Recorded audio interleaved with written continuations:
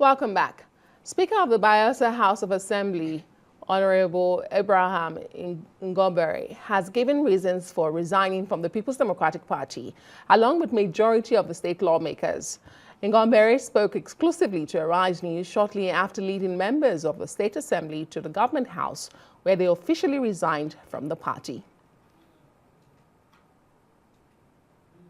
Still on the resignation of Governor Doyediri from the PDP, I'm now joined by Abdullahi Ibrahim. He's the PDP Deputy National Publicity Secretary. For the position of things by his as-well political party, talking about the PDP. Thank you so much for joining us. My pleasure. Yes, sir. Thank you. So your party has lost 2 governors in 2 days. And like Liverpool FC, they don't leave alone. They leave a crowd, never walk alone. What is driving the exodus from the PDP? What's going on? It's nothing other than greed, avarice, and selfishness on the part of those living. Because to the best of my knowledge and to that of Nigerians, you cannot find compelling reason, in the words of Senator Siriake Dixon, that would warrant a governor rounding up a second time, for example, in the case of Bayelsa, to want to leave the party. You can't find a justifiable reason other than covetousness, greed, and avarice. Our party is in good stead. We have internal challenges like every other political party, and we have since addressed major problems that would have afflicted the possibilities of our having, a platform for Nigerians to serve as opposition as we journey towards 2027. So these few elements are driven by self, greed, and probably a few of them that are having a second-time ambition, coercion, intimidation, and temptation of the ruling party, which it keeps, offering them. Other than those, we can't find any other reason. But to the best of PDP, it's good riddance to bad rubbish. If only we can have the opportunity of, weeding these terrible elements out of the PDP as we head towards our convention exactly a month from today. You would find out that we will get to that convention ground better. We would understand our problems and appreciate them, and come out not just more cohesive, but prepared, to retrieve this country from this army of occupation called government, masquerading in the garb of Democrats. Nigeria has not had it funny the last 10 years, but particularly 2 years plus now. And so I can't understand why a sitting governor of all persons, who must have been promoted by a political party and campaigned against this rudderless element, who are vicious elements of democracy, to want to now get attracted at them, to want to go. A lot of persons have called, a lot of them from the media, to express their dismay and misgivings, and we're asking questions, what could have been the reason? Because there's no available reason out there, and in all of the states, PDP is in good state. Like you heard, the deputy whip that you interviewed earlier say, there's no problem, no rationale whatsoever in most of the states, other than that selfishness and greed. But then we bid them farewell. Let's see what happens, as we journey towards 2027. It's not about PDP and APC now, or in other political parties, as it were. It's now against APC against Nigerians. Let them do all the things they can do. We have had worse temptations than this, and we have journeyed towards it. Nigeria will remain the same. Okay.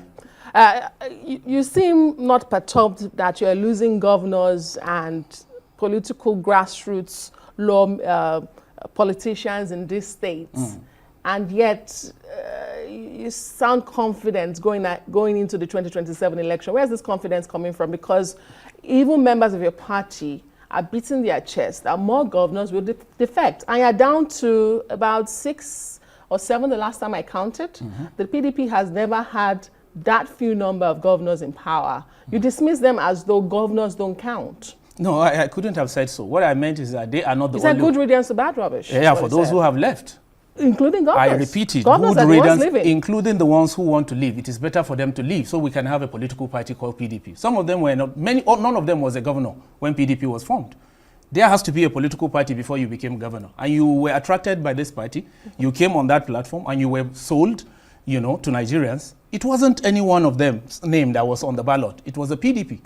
And so if you come and get the PDP's promotion, and then PDP fielded you against other persons who must have aspired alongside you, and then you get the mandate without consulting the grassroots, you just pick a few elements and coerce them in the cabinet. Listen to how shameless the governor of Bayelsa sounded. I'm not the only one going, I'm going with a few elements. Aren't nonsense. Let them go. The people are there, and the people are the ones that matter. The last time I checked, democracy is not about a governor. It's about the people in the state. And these people would give them their verdict in the fullness of time. So good riddance to that rubbish, I repeat it. It's interesting because in the sort of politics that you politicians play in Nigeria, you make it sound like the governors hold power and structure of your parties in the state. And without them, you cannot do much to win elections. We've seen where predecessors and successors go daggers drawn because of control of state institutions. So when you say good riddance to bad rubbish and people, it's interesting to hear that view. You are ready to build a PDP of just PDP, yes, of just people afresh. But when you say there are no reasons, or you cannot fathom the reasons why they are leaving, let me highlight what the Enugu State Governor said yesterday. In his words, he said, when the system, referring to your party, when the system no longer delivers fairness or justice, then you have to make hard choices. When it mattered most, our voices were not heard. That was Governor Peter Umba. Whose voices were not heard? The last time, in that same speech, he did mention that the Southeast had been with the PDP for 27 years, as Yes. long as this republic lasted. Yes. Now, if that is the case, this is the same political party that produced 5 Senate presidents within the PDP. Each one of the southeastern states produced a Senate president. Each one of them produced a minister in very, very notable ministries. That was the time the same PDP was empowered to hear a name like Okonjo-Iweala, a notable name globally. That was the time the PDP gave that name Obi Ezekwesili. May God bless the soul of Dora Akunyili. We have the sitting governor of Anambra State, Charles Soludo. That was the time we had the best coming from the southeastern extraction. So what is that man saying?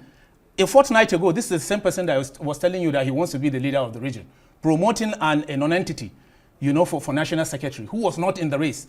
You cannot replace a national secretary from any other means, other than a convention or election.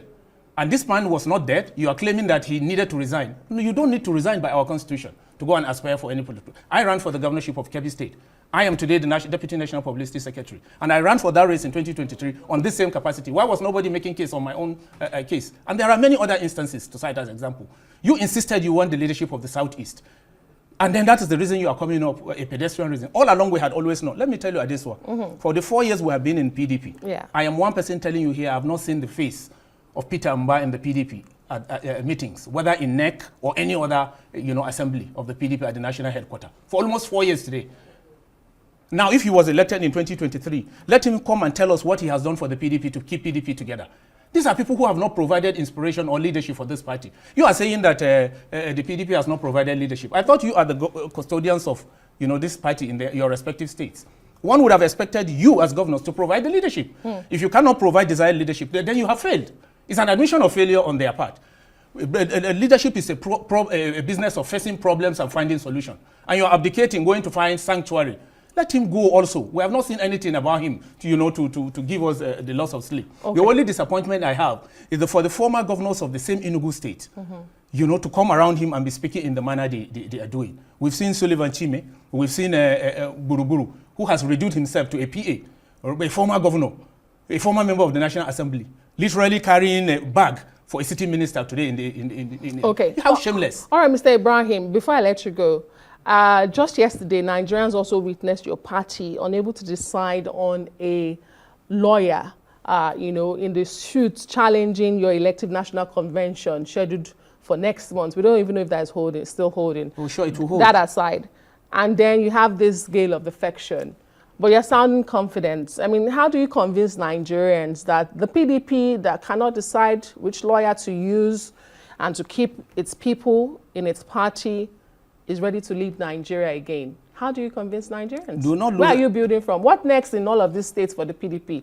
For instance, in Bayelsa, where the governor has moved with majority of the State House of Assembly. In Enugu, the same thing. In Akwa Ibom, the same thing. In Delta State, the same thing. How do you build from there? What next for you? You are likely to even hear more defection. We are told that. But we are not bothered about cowards. It's an act of cowardice, and we're not losing any sleep about it. Anybody who chooses to move with the mandate of the PDP, farewell. We bid him farewell. But I tell you something. If you are running from PDP to go to what is this contraption called APC, then it's only a question of time. We will see how it's a political party that has not been able to provide, succor for Nigerians. A political party that has promised Nigerians hope. But today Nigerians are in despair, worse than they ever be in the history of this country. It's a political party that has not also been able to keep itself together, to put its own house together. It has not been able to conduct convention or any NEC meeting successfully. This is the same political party they are running away from.